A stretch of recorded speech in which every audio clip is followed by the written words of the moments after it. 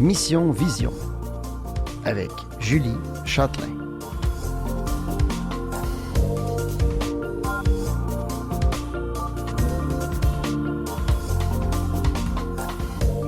Bonjour tout le monde, ici Julie Châtelain. Je suis très contente de vous retrouver pour une autre belle émission de Mission Vision. Et aujourd'hui, je me gâte, hein? J'invite Pierre Brisebois, qui est un ami avant tout, mais c'est aussi lui qui m'a ouvert les portes de la radio à CKVL jadis, hein, il y a plusieurs années. Et là, aujourd'hui, on va l'avoir en studio avec nous et je vais pouvoir parler avec lui de plein de choses. On va parler évidemment de où il en est rendu, hein, qu'est-ce qui se passe pour lui. On va parler de l'handicap visuel, de la dégénérescence maculaire. Et un petit peu plus tard, on va aller rejoindre Annie Perrault, qui est psychologue, qui va amener un sujet vraiment pertinent, qui est le lien social, l'importance des relations. Et comme Pierre, c'est un ami, j'ai demandé de rester pour cette belle discussion qu'on va avoir à trois. Tout de suite après. Mais tout d'abord, j'accueille Pierre. Allô, Pierre?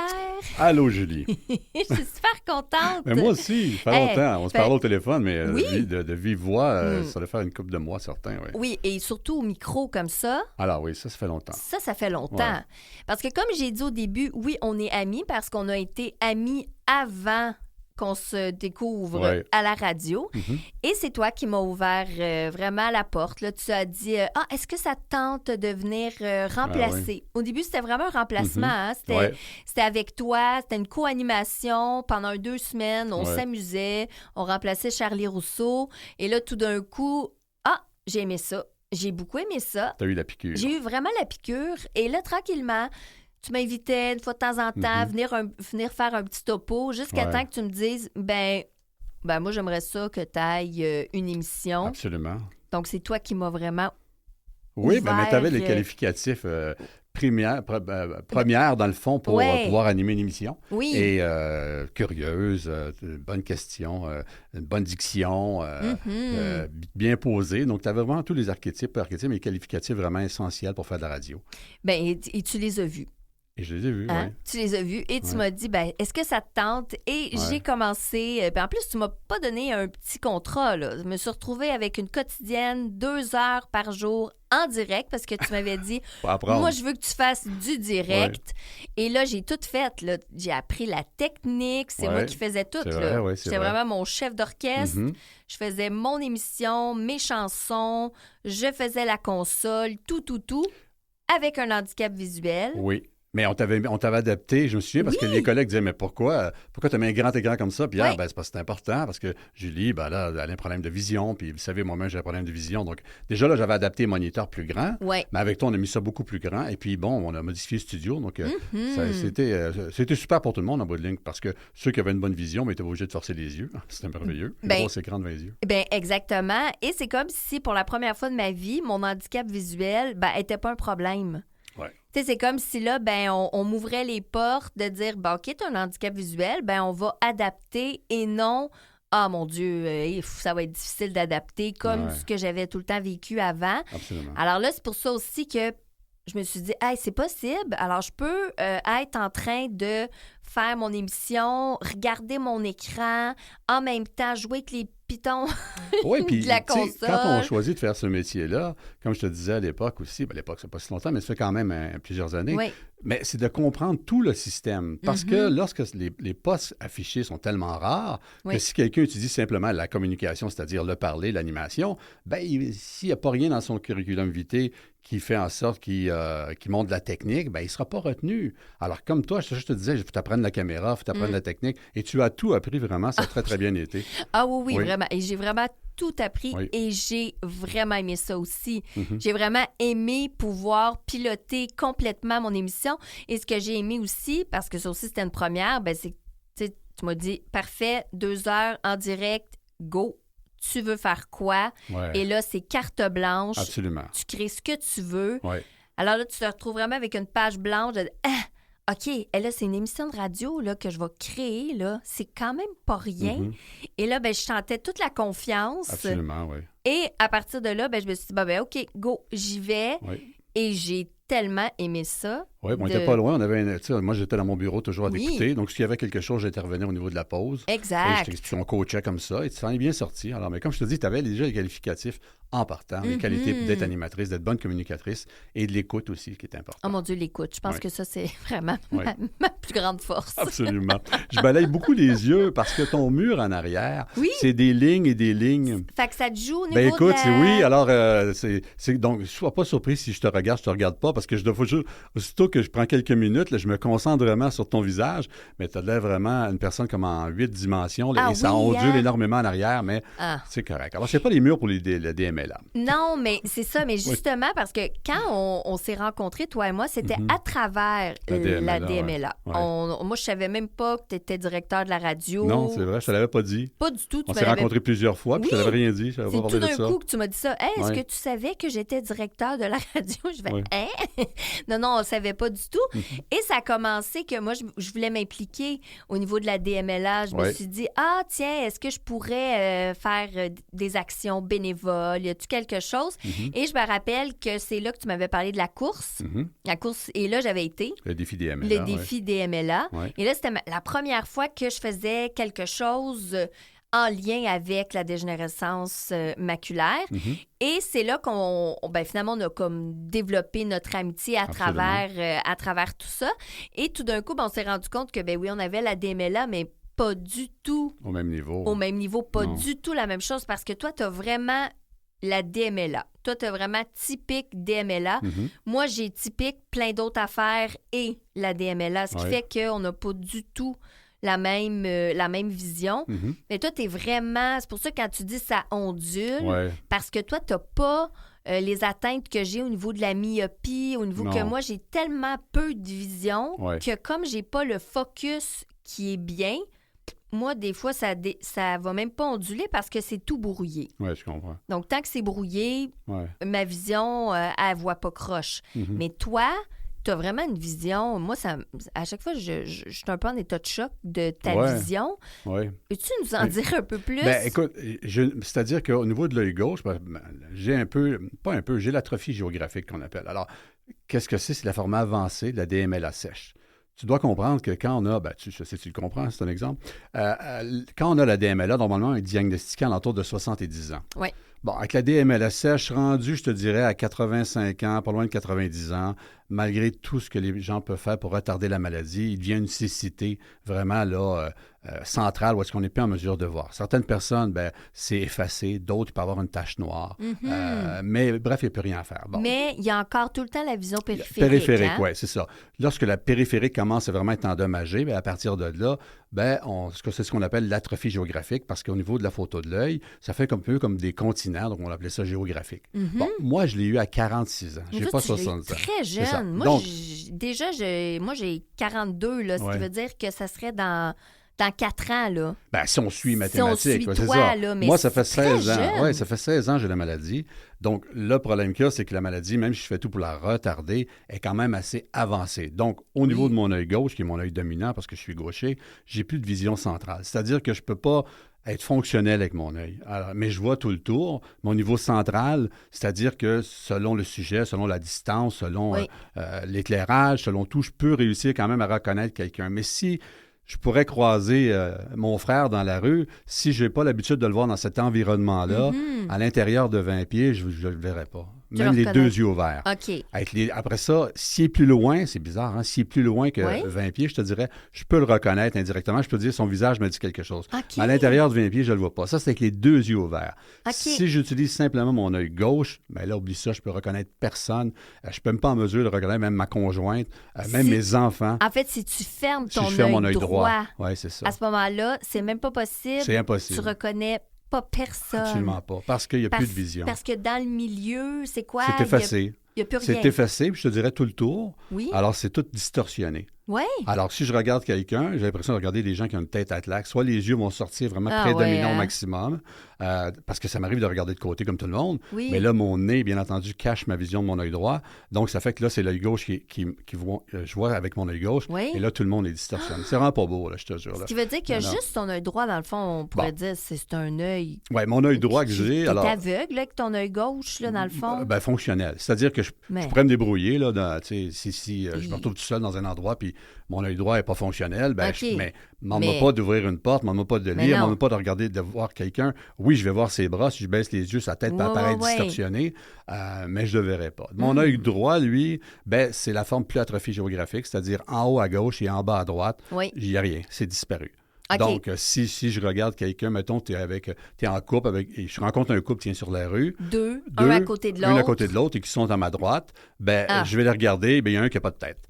Oui. C'est aussi simple que ça. OK, c'est ça. Où il n'y aura pas de main. Ça, j'ai ça. Moi, j'ai ça, par contre. Mais vu que j'ai des bouts de champ de vision que je n'ai plus, alors ça, je sais ce que tu veux dire. Tout d'un coup, il y a un bras la personne parle, puis il n'y a pas de bras, mais tu vois un bout de main. Alors, c'est ça. Alors, moi, j'ai un nez quand même assez prédominant, donc il faut que je regarde devant moi. Si je regarde à gauche ou à droite, disons que la vision n'est pas bonne. Si je devais perdre un de mes deux yeux demain matin, c'est-à-dire complètement, là, je ne peux pas rien faire, honnêtement. Il faut que je venge les deux yeux ouverts. Et avec les deux yeux ouverts, là, je vois que pas pire. OK, mais ça veut dire que même si tu as l'œil droit ouvert et l'œil gauche fermé, c'est...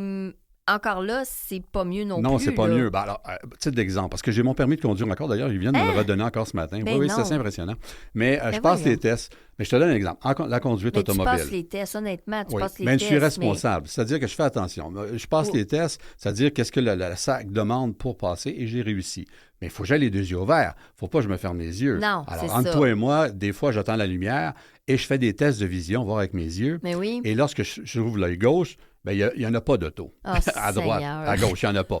Mais si je rouvre l'œil droit, ben, les trois premiers autos, si je regarde devant moi, n'apparaissent pas dans ma vision. Tu vois-tu? Donc, c'est pour mais il faut que tu bouges la tête.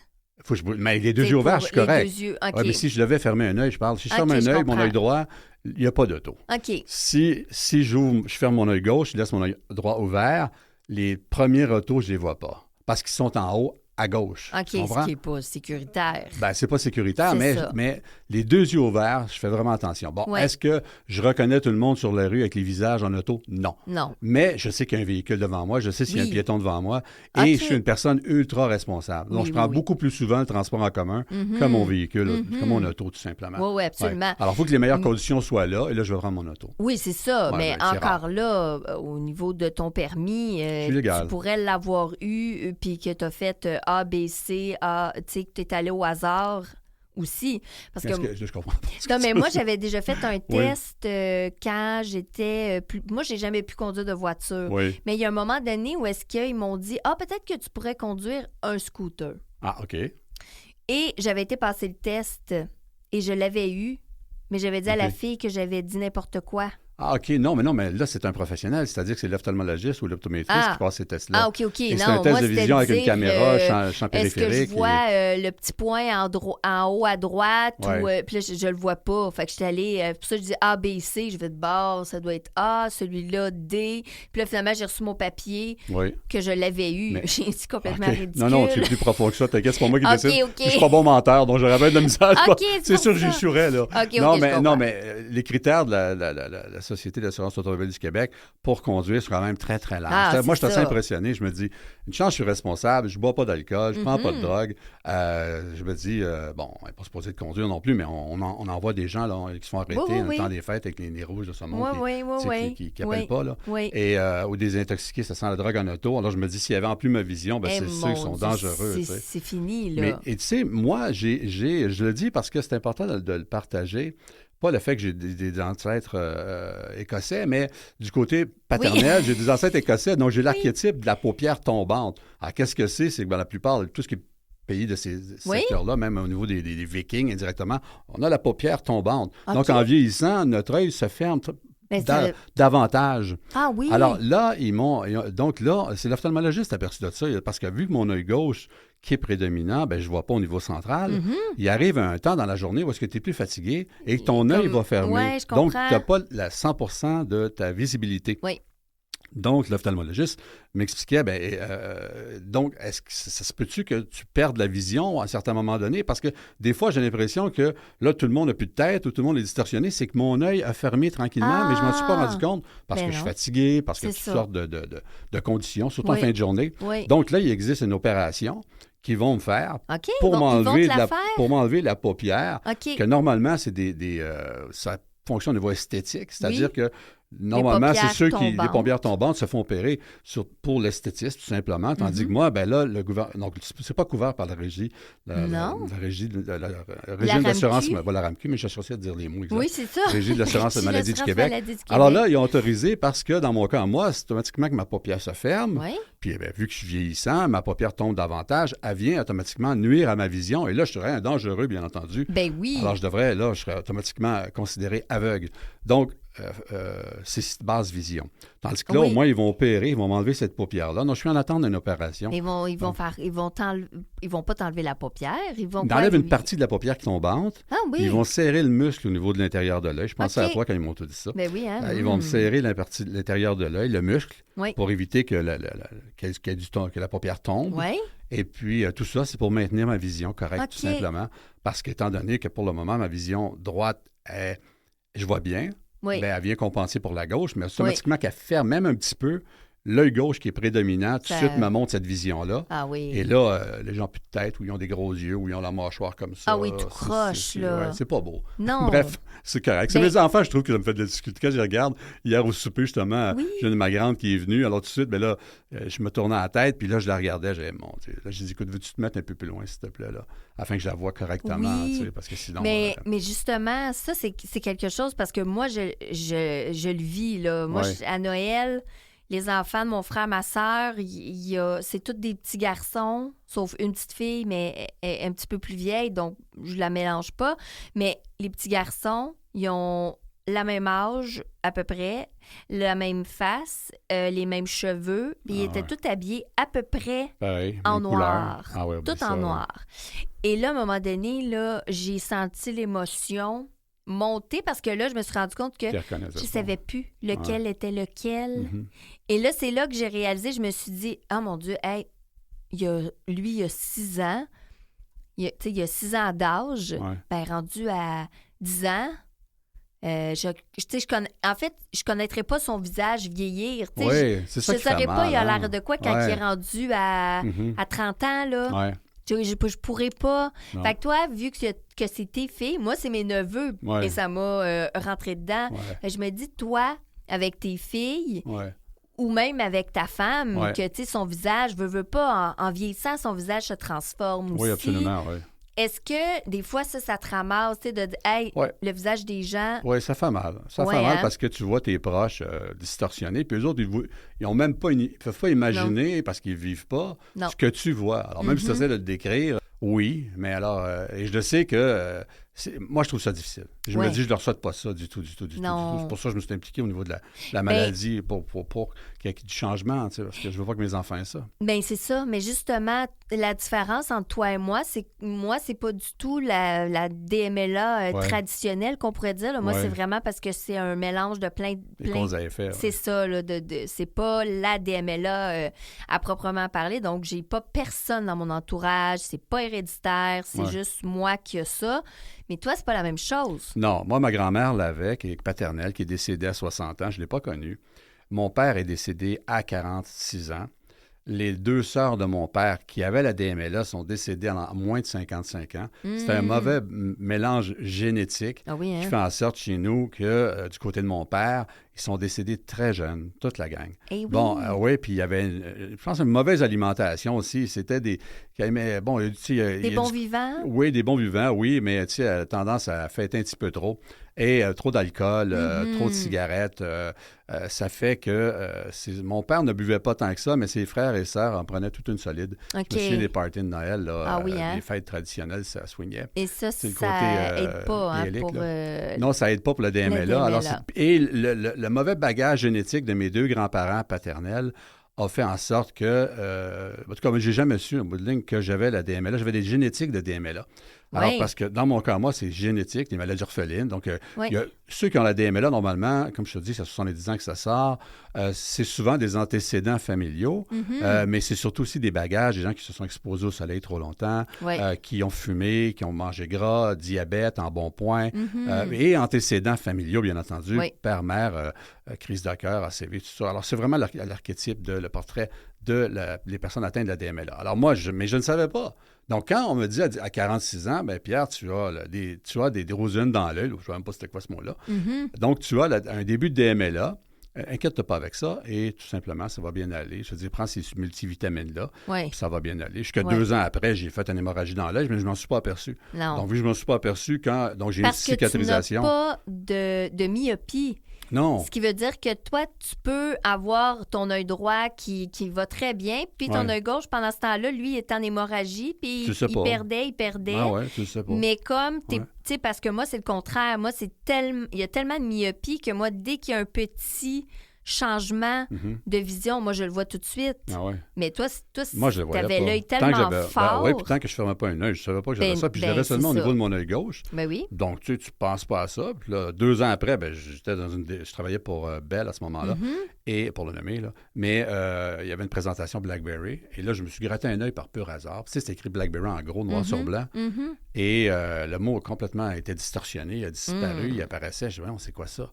Et là, je savais que il y avait quelque chose au niveau de mon œil. Je ne savais pas que c'était une hémorragie à ce moment-là que j'avais eu. Donc, j'ai été tout de suite à l'hôpital. Oui. Et on m'a dit, mais Pierre, tu as eu une hémorragie dans l'œil. Donc, écoute, là, je dis, je vais avoir des injections. J'avais compris 2 ans après, pendant les 2 ans qu'on m'avait diagnostiqué au préalable, comment ça fonctionnait. Il y avait la sèche, il y avait la humide. Et il me dit non, il est trop tard parce qu'il y a une cicatrisation. Alors, malheureusement, la partie de ta vision à ce moment-là que tu as perdue, tu vas vivre avec le restant de ta vie. Mais cette partie de vision-là, 16 ans après, c'est elle qui était prédominante, qui a pris une partie de ma vision centrale. Oui. Et là, c'est ça. Donc là, il y a des nouveaux médicaments. L'ophtalmologiste me suggérait éventuellement des injections au mois. Ouais. Sauf, ça c'était l'année passée, pour retarder la maladie. OK. Sauf qu'il y a eu des mauvais, comment on dit ça, des résultats qui ont été faits que sur certains gens qui ont utilisé ce médicament-là pour la DMLA sèche, a fait en sorte que le Canada a comme reculé un peu. Ah oui, OK. Mais même si le médicament est autorisé, mais certains ophtalmologistes disent, écoute, on va attendre. Ah oui. On va attendre tout simplement. On va attendre vraiment en dernier recours si vraiment tu dois perdre ta vision totale centrale. Là, on va essayer le médicament. Va essayer. Pour le moment, ce médicament-là est plus mis sur les tablettes. Là. OK. Voilà. Mais ça veut dire que c'est ça. Toi, à quel moment tu as décidé de t'impliquer avec la Fondation? Parce que justement, tu le sais que toi, c'est génétique. Donc, tu as 4 filles. 4 filles. Puis ça touche plus les femmes que les hommes, en tout cas au Québec. En pourcentage, à peu près 40-60. Et comme ils n'ont pas 80 ans, moi, d'abord, tu ne le sais pas, mais ils sont jeunes. Oui. J'étais la dernière personne que je pouvais penser que je pouvais avoir cette maladie-là. J'étais un coureur, j'étais un cycliste, j'étais un fonctionnel, je bougeais. Oui, à ce moment-là, je buvais, tu sais, j'étais en affaires, donc on buvait du vin, les soupers, tout ça, tu sais, la vie. Mais je faisais quand même attention à moi indirectement. Donc, j'avais pas vraiment le profil d'avoir cette maladie-là. Quand on m'a diagnostiqué ça, je dis, c'est quoi ça? Ça touche plus les femmes, OK. Donc, les 2 premières années, comme je te dis, j'allais peut-être aux 6 mois en ophtalmologie parce qu'ils veulent voir le suivi, la progression de la maladie. Après ça, tu le vois aux ans. Oui. Et j'étais assis, c'était au CHUM, dans le temps de la rue Sherbrooke, l'ancien hôpital Notre-Dame. Et j'étais assis, puis je voyais plein de gens tout autour de moi, et majoritairement des femmes, et des femmes souvent qui étaient accompagnées de leurs conjoints, tous des aînés. Moi, je ne fais pas ça pour le kid à ce moment-là, 46 ans.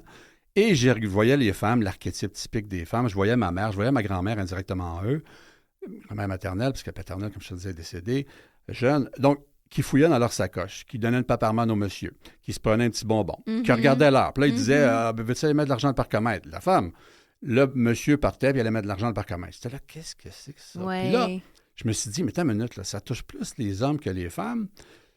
Puis les femmes, j'ai absolument personne qui connaît cette maladie-là. Puis de deux, les femmes, malgré qu'ils ont la maladie, maternent encore leur monsieur, puis on soucie du parcomètre, on soucie de ça. Là, je dis, attends, mais ça ne marche pas. Il y a quelque chose qui ne marche pas dans l'équation. Je me suis dit, c'est pas nécessairement à ces femmes-là d'aller courir, de faire du bruit, mais à nous autres plus jeunes, de dire, hey, il y a moyen de faire quelque chose. Puis le fait que c'est une maladie qui touche plus les femmes, ça m'inquiétait au niveau de mes filles. Oui. Donc, je me suis dit, il faut que je fasse quelque chose. Et là, j'ai dit au CHUM, écoute, moi, je vais faire le marathon de Montréal le prochain. Y a-tu moyen que je m'implique? Je veux m'impliquer dans la maladie. Oui, il peut faire une levée de fonds, monsieur. Ils m'ont mis même ambassadeur. J'avais ma face sur des gros posters. Là, j'étais content. Pour la DMLA, on a récolté, j'ai récolté avec mes chums, on a un coup de main, presque 4 000 $ qu'on a remis. Ouais. Le marathon de Montréal, à ce moment-là, c'était en 2010. Peut-être que je me trompe des années. Là. En tout cas, je peux me tromper, mais je pense que c'est 2012. Non, en tout cas, bref, oublie les années. Là. Mais tout ça pour te dire, je me suis impliqué. Et là, j'ai dit, mais il faut que je fasse quelque chose. Après ça, il y avait... Là, il faut que je bouge davantage, mais ça bougeait. Tu sais, moi, tu comprends, quand tu reçois un diagnostic de DMLA, tu es sur le gros nerf, surtout quand tu as perdu une partie de ta vision, puis tu sais que tes filles, le temps est calculé. Hein, tu dis, bon, ben... Puis à ce moment-là, je connaissais la maladie, mais je ne la connaissais pas comme je la connais aujourd'hui. Donc, tu sais, on me disait, tu vas devenir aveugle, c'est la première cause de cécité, au lieu de me dire, ben non, tu peux même vivre avec un handicap visuel, c'est juste une question d'adaptation. Mais tu sais, ils ne disent pas ça. Là. Tu sais, le médecin est froid, ophtalmologiste, c'est la première cause de cécité. Mon Dieu. Mais inquiète-toi pas avec ça. Tu sais, on dit ça.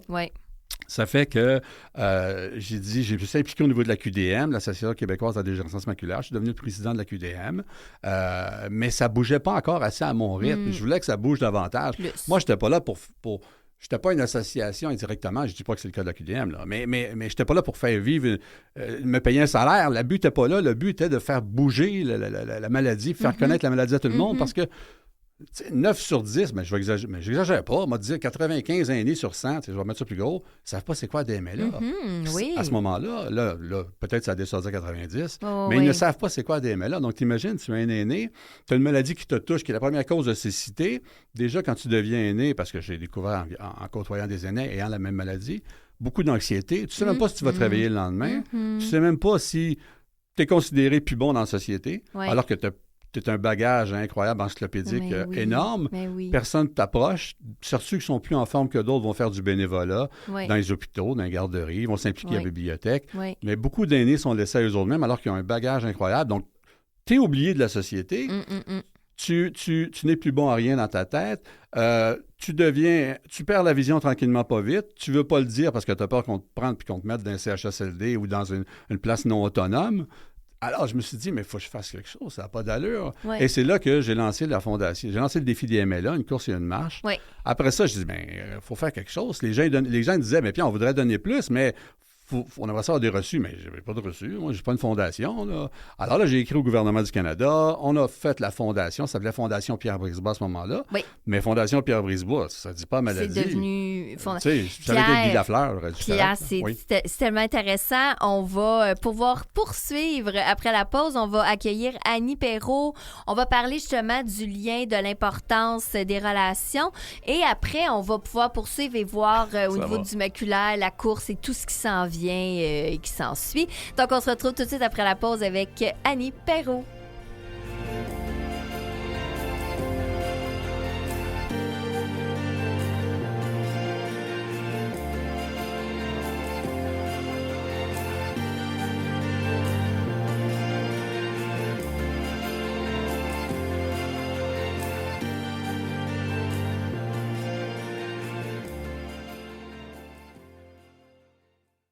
Vous écoutez Mission Vision avec Julie Châtelain. Je retrouve Annie Perrault, qui est psychologue. On va parler de l'importance du lien social, des relations. Moi, comme j'aime dire, le filet de sécurité. Allô, Annie? Bonjour, Julie. Comment vas-tu?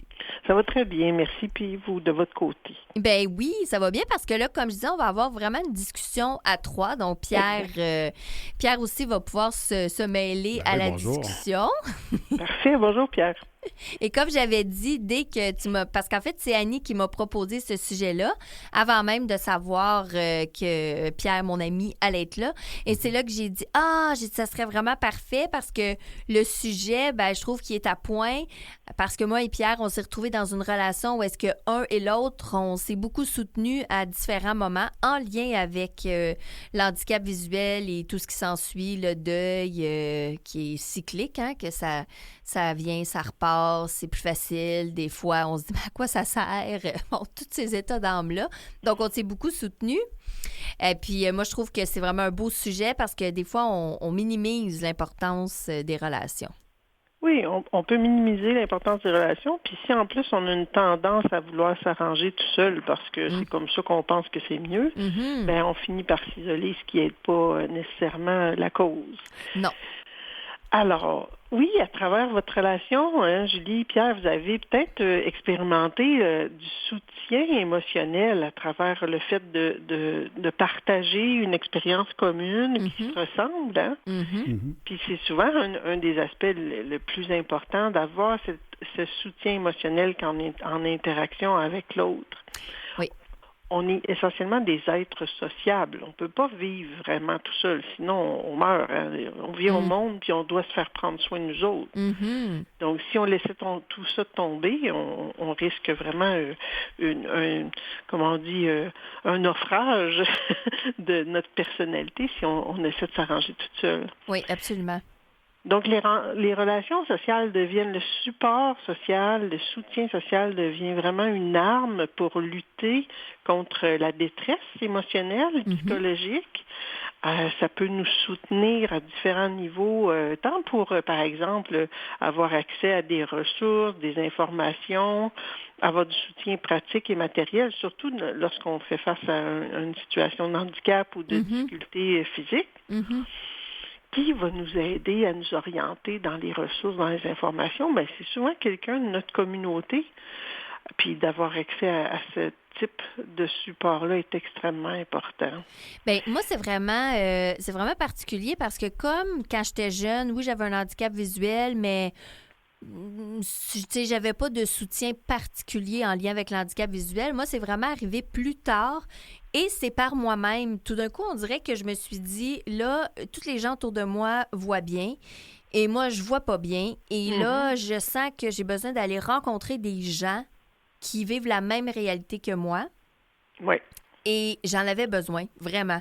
Et je l'ai fait, mais ça m'a pas aidé profondément. Je suis super honnête, là. J'ai vraiment pas retiré quelque chose de positif à ce type de relation-là parce que c'était beaucoup de négatif. Moi, je trouvais que ça nivelait beaucoup vers le bas et à partir de là, je me suis dit, parce que je sortais de ces rencontres-là puis j'arrivais chez nous, je me dis, bon, ben, hein, ils sont tous sur le bord de vouloir se suicider.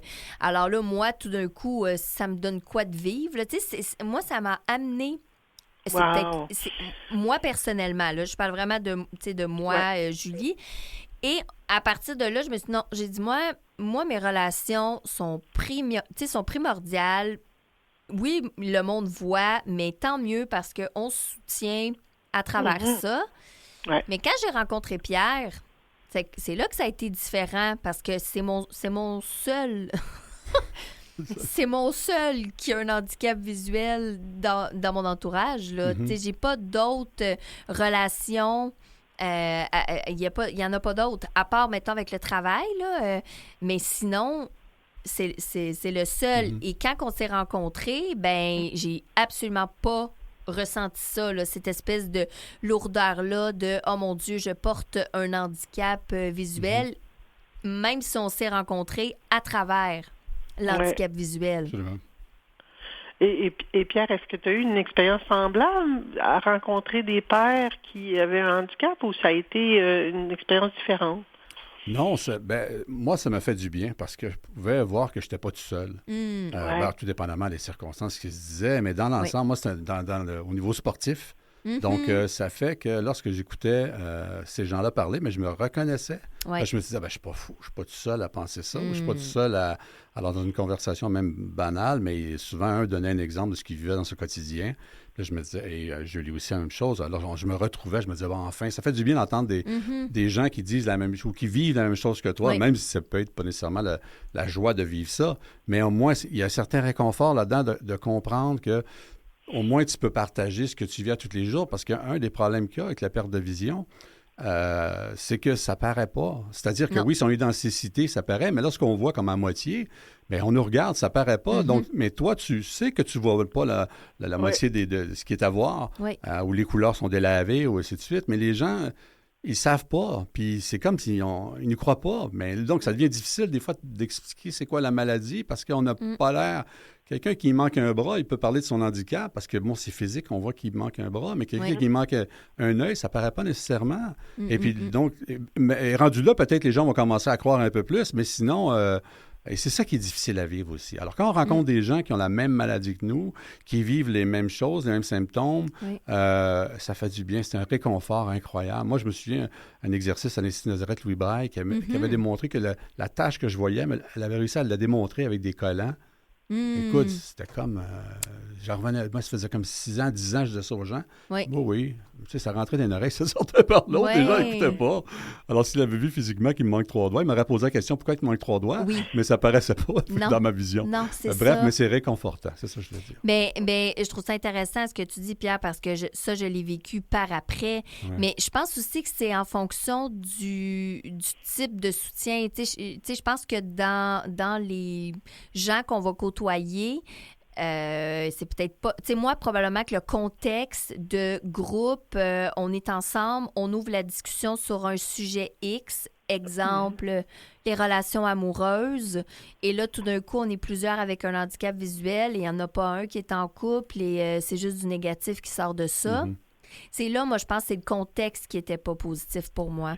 Oui, c'est possible. Hein? Oui. Parce que d'aller vers une communauté qui va encourager notre autonomie, ou en fait qui va réduire la stigmatisation, qui va promouvoir l'inclusion, va pas apporter le même sentiment que où là on va parler de nos difficultés ad nauseam, comme on dit. Puis là, effectivement, ça nous tire vers le bas. Donc, comment on renforce là, l'estime de soi à travers l'inclusion, à travers le soutien, le support social, il y a quelque chose de soutenant, de libérateur, même dire, OK, je suis pas toute seule, là. OK, on reconnaît ce que je vis. Ben oui, et je pense que dans un contexte, comme Pierre racontait, de sport, mais je pense que finalement, le sport était comme le lien qui unissait toute cette gang-là. Ben oui, absolument. C'est un sport pour handicapés visuels. Donc, c'est sûr, tout de suite, là, c'est ça. On partage la même passion du sport, mais on partage ce que... Autour. On comprend aussi. Autour. Si on rate la rondelle aussi, si on tombe, il y a une justification. C'est ça. Pour avoir participé à de la course avec des personnes en situation de handicap, j'ai pas retrouvé la même chose. Tu sais, pour moi, là, c'était comme si, on aime tout ça courir, on va tout se challenger différemment, on va comprendre ce que l'autre vit. Oh mon Dieu, hey, là, j'étais allée courir, puis j'étais pas supposée parce que je vois rien. Ben, on se comprend, on se regarde, puis on fait pas comme, ben voyons, t'es donc bien pas sécuritaire de faire ça. On le sait, qu'est-ce que ça apporte quand même, ce petit thrill-là. Donc, moi, je pense que le contexte aussi va jouer. Oui. À travers les activités disponibles, les moments de plaisir ou de détente, mais aussi le fait de bouger en gang, d'avoir un objectif d'activité où tout est inclus, là, autant le corps que l'esprit, puis que les émotions. Ça fait que les relations deviennent vraiment plus soutenantes à ce moment-là que si on prend un café puis on va se plaindre sur notre sort. Oui, c'est ça. Mais je pense quand même que les personnes qui sont en situation de handicap visuel, ils se retrouvent parce que je trouve, en fait, pour moi, c'est un handicap que tu perds la vue, donc tranquillement, tu te sens comme un peu éjecté de la société. Parce que n'importe qui, je lui dis, ferme tes yeux. C'est difficile de sentir que tu es en relation avec ton voisin quand tu le vois pas. Oui. Je pense qu'il y a quelque chose associé avec l'handicap visuel. Oui, puis le rire aussi des gens. Tu sais, la semaine passée, je prends souvent le métro, excuse-moi. Mais donc, je me sens, tu sais, à l'heure de pointe, là, ça sort. Là, tu sais, là, puis écoute, on devait peut-être 200 dans les marches, je ne sais pas combien. Mais moi, malheureusement, même si je m'enligne correctement, et même si j'avais mon étiquette basse vision, là, je ne la voyais pas dans le dos, c'est sûr, mais j'ai mal mis le pied et je suis tombé dans les marches. Mais non, mais je me suis relevé. C'est-à-dire, je suis tombé en pleine face, là, ça m'arrive régulièrement. Donc, je me suis relevé correct. Mais tout le tour, tu sentais Ben là, qui disait comme toi, êtes-vous correct, monsieur? Oui, je suis correct, là. Mais t'entends des rires aussi, ou que tu vas rentrer dans une place, tu vas traîner une chaise. J'exagère, je traîne la chaise, là. Non, mais tu vas donner un coup de pied sur la chaise parce que tu l'as pas vu, la chaise. Donc, des fois, il y en a qui vont dire, tu veux le bonhomme, il s'enfargé, tu le fais, il a cliqué à la chaise. Mais, ils savent pas, eux autres. Oui, c'est sûr, j'avais ma canne blanche, j'entends déjà l'Institut me dire, mais oui, ta canne blanche. C'est ça, mais quand même, quand t'es pas identifié comme moi, qui voit encore les deux yeux ouverts, quand même une bonne vision, ça fait mal. Moi, je trouve ça... Je passe par-dessus ça, mais je me dis que c'est triste de voir l'attitude des gens s'ils transposent ça sur toutes les personnes handicapées qui voient qui arrivent... je sais pas. Ouais. Mais c'est pour ça que je trouve que la perte de vision, il y a quelque chose où est-ce que tu sens que tu fais plus partie de la société. Et je trouve qu'il y a un défi avec le lien, avec la relation à l'autre. Oui, sûrement. Ouais. Puis j'ai croisé des gens qui ont des maladies neurodégénératives, qui vont avoir une démarche particulière. J'ai travaillé avec les personnes sourdes qui, eux, quand ils peuvent pas capter ce qui se passe, ils peuvent avoir plus de difficultés, puis imaginer plus, avoir des tendances un petit peu plus qui vont ressembler à un peu de la paranoïa ou de la méfiance. Fait que le fait d'avoir effectivement une situation où le regard tourné vers soi est pas tant inclusif ou est plutôt critiqueux, là, ça génère inévitablement. Puis vous pouvez les entendre, il y a des petits rires. Mais puis là, comment on s'accroche là-dedans? On doit s'accrocher au soutien qu'on va recevoir à travers les formes de stigmatisation. C'est-à-dire, êtes-vous correct, monsieur? Est-ce que je peux vous aider, madame?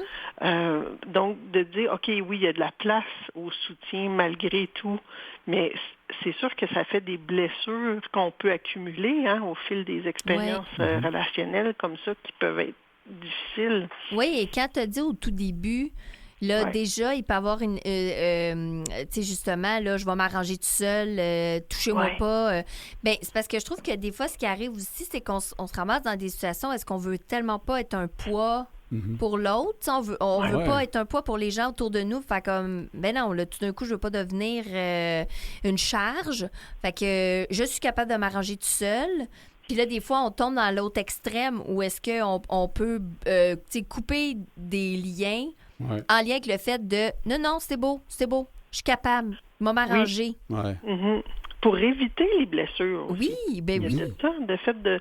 J'ai pas envie de sentir que je suis une charge puis de me le faire dire ou de sentir les soupirs. Que bon, OK, attends un peu, je vais t'aider, j'ai pas beaucoup de temps aujourd'hui ou je sais pas trop. Oui. Mais effectivement, ça devient un mécanisme de protection de dire je vais m'arranger tout seul. Mais où est la ligne entre je vais être autonome puis je vais tomber à m'arranger tout seul? C'est ça. C'est ça qu'il faut faire attention. C'est ça. Puis moi, je trouve qu'il y a une différence entre je suis indépendante et je suis dépendante. Moi, je mets dans le milieu, moi, je suis autonome.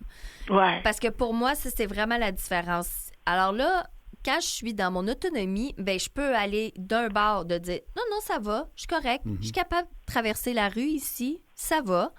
Et de l'autre bord, je suis capable de dire là, j'aurais besoin de toi, s'il te plaît, je peux-tu prendre ton bras? Oui. Parce que là, je suis autonome. Donc, je suis pas dans oh mon Dieu, je suis un poids pour l'autre et je me retrouve pas dans un orgueil mal placé de je vais m'arranger tout seul tout le temps et être fâché finalement de ça. Et tu parles de deux besoins fondamentaux. Dès qu'on vit au monde, on a deux besoins. Un qui est d'être en relation, puis le deuxième, c'est de pouvoir s'affirmer. C'est ce qui va nous permettre de survivre. Oui. Donc, d'être capable de demander de l'aide, de s'appuyer sur l'autre, mais être aussi capable de dire, ben oui, ça va aller, je vais m'arranger, je vais faire ce que j'ai à faire, et je vais même m'affirmer quand je vais avoir besoin d'aide. Ces deux besoins-là, ils sont fondamentaux à notre survie. Oui, c'est ça, exactement. Annie, c'est vraiment super intéressant, cette discussion-là. Moi, j'aime tout le temps ça quand on aborde les différents enjeux en lien avec l'handicap, visuel. Spécifiquement, parce que je trouve quand même que tu amènes une petite touche par rapport à ça. Est-ce que rapidement, tu aurais comme des petits trucs, là, genre trois petits trucs, là?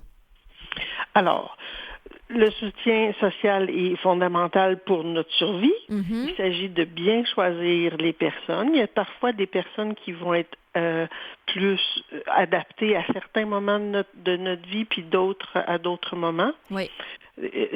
C'est toujours en évolution. Alors, d'accepter cette espèce de possibilité-là que aujourd'hui ou dans les 3 prochaines années, je peux m'appuyer sur quelqu'un, puis à un moment donné, ça se peut que ça doit se transformer. Mm-hmm. On est toujours en mouvement.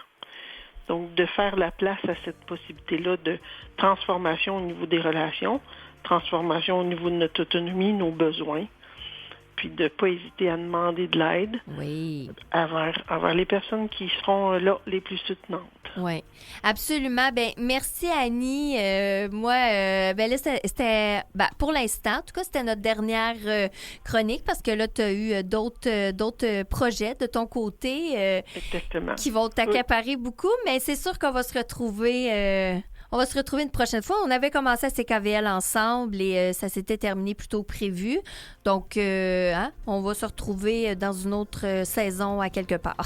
Jamais 203, comme vous dites. C'est ça, exactement. Merci beaucoup, Annie. Merci, Julie. Au revoir, Pierre. Au revoir, merci. Bye-bye. Et on va poursuivre, évidemment, cette discussion-là avec Pierre tout de suite après la pause, je pense.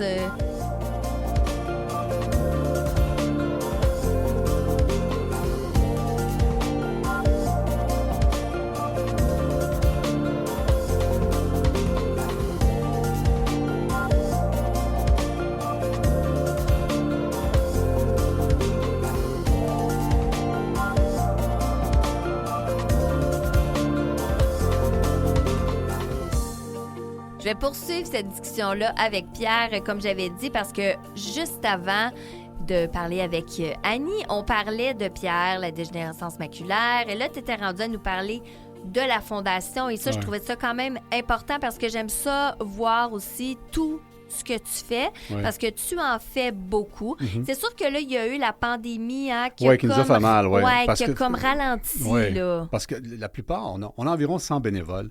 De ces 100 bénévoles-là, écoute, il y a à peu près 80 Indés. Donc, c'est quand même...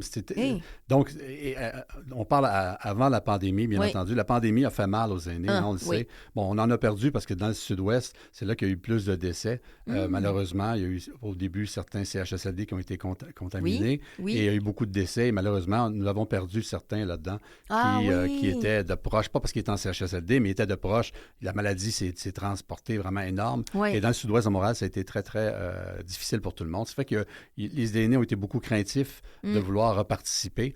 Et nous, étant une fondation privée, on n'a pas de subvention en tant que telle, d'aide. Donc, il faut tout faire de A à Z. On n'a aucune subvention. Alors, les gens qui rentrent dans la fondation pour nos services, c'est tout à partir des levées de fonds qu'on a faites, tout simplement. Alors, c'est comme ça que ça fonctionne. Oui, et c'est important de dire, toi, tu n'as aucun salaire, hein? Non, j'ai aucun salaire. Tout est bénévole. Il n'y a aucun salaire dans la fondation. Et c'est une petite fondation, mais qui fait beaucoup. Alors, la fondation DMLA, on a fait depuis 2020, normalement, on faisait un défi des MLA par année. Là, je sais pas si je vois avec les dates, mais je ne suis pas bon dans les dates.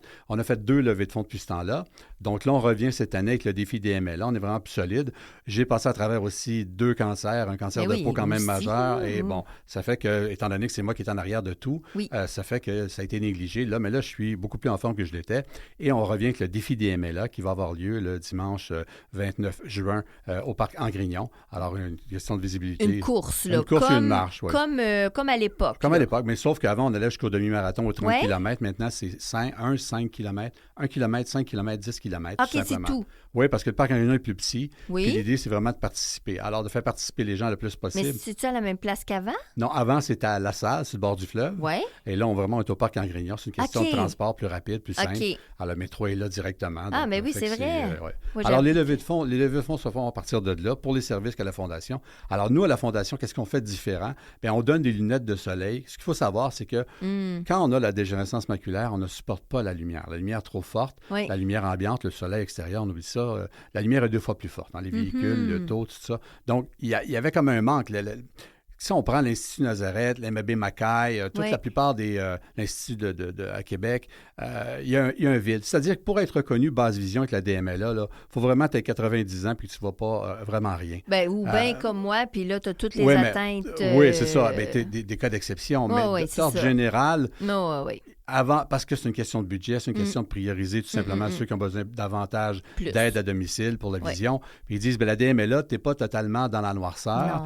Donc, tu as quand même un résidu visuel quand même assez large, ce qui fait que souvent, ils vont être pris en main pour l'éclairage, ils vont être pris en main pour la sécurité. On va leur montrer peut-être même comment fonctionner avec une canne, mais certains services, comme des lunettes de soleil, ne seront pas donnés.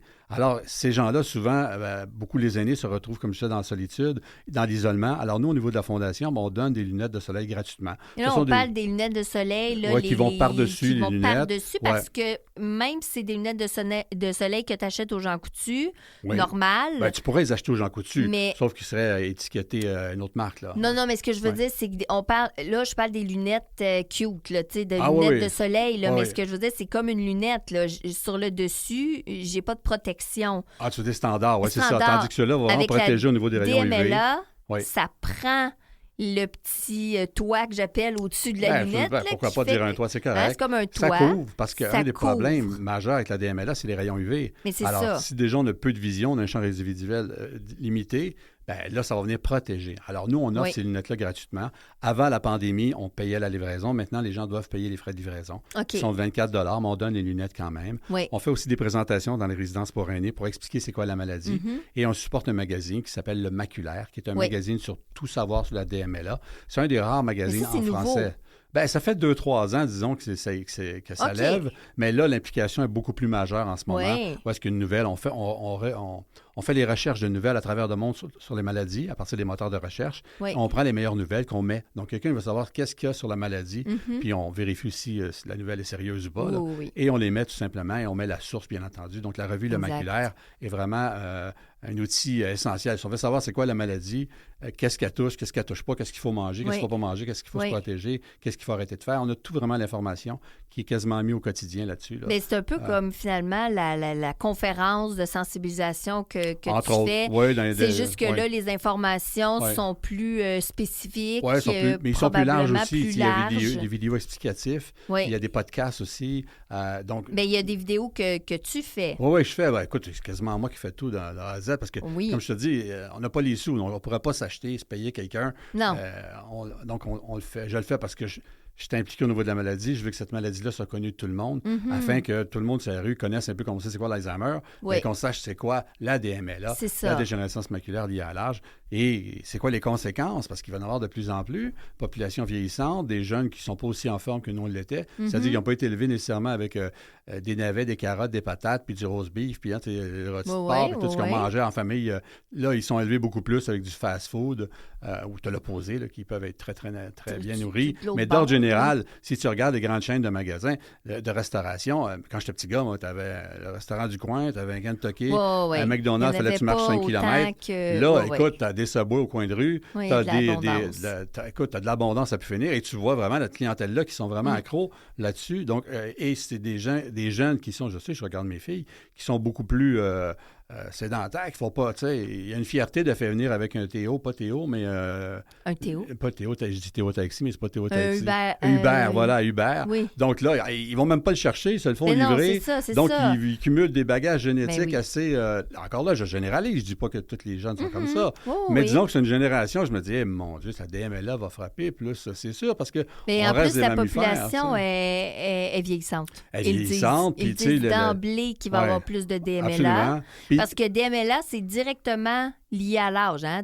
Dégénérescence maculaire liée à l'âge. Il n'y a pas tant de maladies qui ont le nom lié à l'âge dedans. Donc, on le sait que plus la population va être vieillissante, plus il va en avoir. Oui, puis ils vont développer du diabète davantage. Donc, là, qui ne vient pas aider au niveau de la DMLA. C'est ça. Et ici, on a une mentalité... Tu sais, ça fait quand même 14 ans que je porte des lunettes de soleil, que quand je sors à l'extérieur, je mets des lunettes de soleil. Encore des gens, quand je rentre dans des places, ils jasent tard. Ils jasent à vedette, il y a ses lunettes. Ben non, je ne tolère pas la lumière. Mais si tout le monde savait... Est-ce qu'on voit quelqu'un avec un masque aujourd'hui ou avec des Kleenex dans ses poches qui a un rhume? On dit, gars, s'il y a de l'air, il y a un rhume. Il joue à vedette parce qu'il y a un rhume. Ben non. Alors, on a une mentalité au Canada, il n'y a pas juste au Québec, c'est au Canada que c'est comme ça. Où est-ce qu'on pense que les gens jouent à vedette parce qu'ils ont une lunette de soleil? Au lieu de penser, il y a peut-être une maladie de l'œil, ça protège les yeux et tant mieux. Alors que tu vas dans tous les pays Mais même, je vais faire un tour en Californie, il n'y a pas personne qui n'a pas de lunettes de soleil. C'est impensable de sortir dehors, pas de lunettes, parce que le soleil est tellement fort là-bas qu'ils sont déjà programmés ou conditionnés à mettre des lunettes. Alors, il y a tout cet aspect-là ici qu'il faut changer. Il y a beaucoup d'ouvrages là, pour sensibiliser les gens, parce qu'il y a une petite gêne de mettre des lunettes de soleil à l'intérieur. Mais là, tu vois, donc, le problème qu'il y a, ils s'empêchent de sortir. Ils iront pas au restaurant. Moi, je me souviens au travail, avant que je fasse, je dis souvent mon coming out, je travaillais pour Vidéotron, une grosse boîte. On avait des 5 à 7 régulièrement. Moi, dans les 5 à 7, là, je rentre dans le monde, là. Moi, je le vois pas. Là. Je sais que la personne à côté de moi, elle peut être bien gentille. Je le vois pas. Je peux me tourner puis rentrer dedans, puis tu sais comment que c'est. Tu renverses le verre, l'autre tombe, puis tu veux pas ça. À un moment donné, tu as comme un malaise. On en parlait juste un peu avant avec la psychologue. Mais ça fait que tu y vas plus. Non, tu fais de l'évitement. C'est ça. Là, quand j'ai fait mon coming out, je leur ai dit que j'avais la maladie. Ils ont pu comprendre, du moins, que si je rentrais dans eux, là, ça a été un soulagement de savoir qu'ils savent que j'ai une maladie de l'œil. Finalement, qu'est-ce que tu as? Qu'est-ce que j'ai? Mais bref, tout ça pour dire que donc les gens restent à la maison, ne sortent pas et ils prétextent toutes sortes d'affaires pour ne pas sortir. Donc, alors que si c'était normal de parler de cette maladie-là, si c'était inclusif, comme on parlait tantôt, que les gens comprennent que c'est une maladie qui touche les aînés. Là, on a mis beaucoup de pression. L'Association des optométristes du Québec, bien entendu, sont de collaboration avec la Fondation des MLA, mais ça implique aussi, c'est-à-dire qu'ils vont faire un pré-diagnostic déjà à 50 ans. On n'aura pas vu le 20 ans. Le 20 ans, tu aurais pu voir un optométriste, puis tu n'auras pas parlé des MLA. Et c'est à quel endroit, là, on a les informations, le maculaire, on peut s'abonner à maculaire.ca, l'infolettre. On va voir dans le fond Fondation des Fondation MLA. des MLA, tout simplement. Tout simplement. Et là, on va avoir les informations, même dans le maculaire, au niveau de la course, l'événement, défi des MLA. On peut s'inscrire. On le sait que c'est pour la Fondation. Il n'y a pas d'argent qui va être caché à quelque part. C'est pour donner uniquement à la Fondation pour les personnes qui ont une DMLA. Merci, Pierre. Ça a été Julie. Un plaisir, comme à chaque fois. Eh bien, nous, on va se retrouver la semaine prochaine pour une autre belle émission. Je remercie évidemment mes invités. Annie Perrault qui est venue faire un petit tour tantôt et Mathieu Tessier à la mise en onde. On se retrouve la semaine prochaine. Bye bye tout le monde!